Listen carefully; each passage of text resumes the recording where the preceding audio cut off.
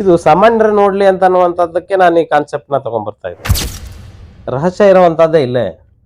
ಈಗ ಎಲ್ಲರೂ ಸಾಮಾನ್ಯವಾಗಿ ಹೇಳುವಾಗ ನಾನು ಬರೆದಿದ್ದೀನಲ್ಲ ಹೀಗೆ ಹೇಳ್ತಾರೆ. ನಾನು ಹೇಳಿದ್ದೀನಿ, ನೀನು ಬರ್ಕೊಂಡಿದ್ದೆ. ಏನು ಗೊತ್ತಾಯ್ತು ನಿನಗೆ? ಸೊಲ್ಯೂಷನ್ ನಿಂದು ಯಾವ ಥರ ಇರುತ್ತೆ ಅಂತ ಕೇಳಿದ್ರೆ ಶಾರ್ಟ್ಕಟ್ ರೂಟು. ನೀವು ಯಾವಾಗ ನೀನು ಶಾರ್ಟ್ಕಟ್ ರೂಟ್ನ ಬಳಸ್ಕೊಂಡು ಮುಂದೆ ಹೋಗ್ತೀಯ, ಅವಾಗ ನಿನಗೆ ಏನಾಗುತ್ತೆ ಅಂತ ಕೇಳಿದ್ರೆ ಸ್ವಲ್ಪ ದಿನ ಆದಮೇಲೆ ಅದರಿಂದ ಸಮಸ್ಯೆ ಆಗುತ್ತೆ. ನೀನು ಸತ್ಯ ಹೇಳು, ಎದ್ದು ಹೋಗ್ಬಿಡ್ತಾರೆ.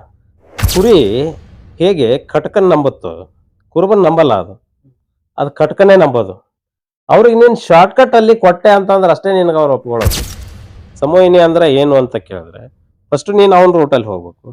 ನಿಧಾನಕ್ಕೆ ಅವನಿಗೆ ಅರ್ಥ ಮಾಡಿಸೋದಕ್ಕೆ ಪ್ರಯತ್ನ ಮಾಡಿದ್ರೆ ಅವ್ನು ಅರ್ಥ ಮಾಡ್ಕೋಬಹುದೇ ವಿನ ನೀನು ಬರೀ ಆಧ್ಯಾತ್ಮ ಅಂತಂದ್ರೆ ನೀನು ಮಲ್ಕೊಂಬಿಡು. ಸುಮ್ಮನೆ ಅಧ್ಯಾತ್ಮ ಅಧ್ಯಾತ್ಮ ಅಂತ ಮಲ್ಕೊಂಬಿಡು. ನಿನ್ಗೆ ಏನಾದ್ರು ಬರ್ತಾ ಇಲ್ಲ, ಹೊಟ್ಟೆಗೆ ಊಟ ಹಾಕ್ಬೇಕು. ಅದಕ್ಕೆ ಒಂದ್ ವೇಳೆ ನೀ ಆ ಹೊಟ್ಟೆಗೆ ಊಟ ಹಾಕದೆ ಬರೀ ಗಾಳಿ ಅಷ್ಟೇ ಹಾಕ್ತೀನಿ ಅಂತ ಕೇಳಿದ್ರೆ ನೀನ್ ಇಲ್ಲಿರಕ್ಕಾಗಲ್ಲ.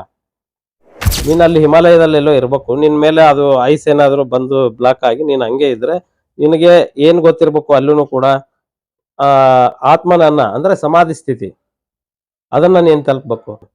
ಗಂಡ ಮೂಲ ಜನನ ಅನ್ನುವಂಥದ್ದು ಇರುತ್ತಲ್ಲ, ಎಲ್ಲ ಮಾಡಿದೀನಿ ನಾನು, ಆದ್ರೂ ನನ್ನ ಸಮಸ್ಯೆ ಬಗೆಹರದಿಲ್ಲ ಅಂತ ಕೇಳಿದ್ರೆ ಅವನು ಗಂಡ ಮೂಲ ಜನನ ಇದೆ ಅಂತ. 120 ಡಿಗ್ರಿಯಲ್ಲಿ ಗ್ರಹಗಳು ಹೇಗೆ ಕೆಲಸ ಮಾಡುತ್ತೆ, ನಕ್ಷತ್ರಗಳು ಹೇಗೆ ಕೆಲಸ ಮಾಡುತ್ತೆ, ಆಮೇಲೆ ಅದನ್ನ ಹೇಗೆ ಬ್ಯಾಲೆನ್ಸ್ ಮಾಡಬಾರದನ್ನ ಮಾಡಿದ್ರೆ ಆಗಬಾರದು ಹೇಗೆ ಆಗತ್ತೆ ಅನ್ನುವಂತ ವಿಷಯವನ್ನ ಮುಂದಿನ ಪಾಠದಲ್ಲಿ ತಿಳ್ಕೊಳ್ಳೋಣ ಅಂತ ಹೇಳ್ತಾ